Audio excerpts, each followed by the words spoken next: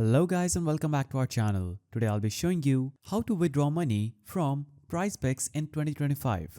So, in order to withdraw your money from PrizePicks in 2025, you'll have to first of all make sure your app is updated to the latest version. Then, you'll have to simply open the PrizePicks application. Before you move on to the next step, make sure you have met the playthrough requirement, which means using your total deposit once. Along with that, your withdrawal amount must be $10 or more. From here, you need to look for this hamburger icon in the top left corner to access menu options. Now, from the list of options, scroll down and tap on Request Withdrawal. On the next screen, select the withdrawal method to proceed further.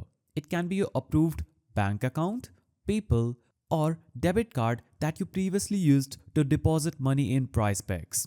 For this time, I will go with the debit card option. Next, enter in the amount you want to withdraw and then tap on the withdraw option right over here.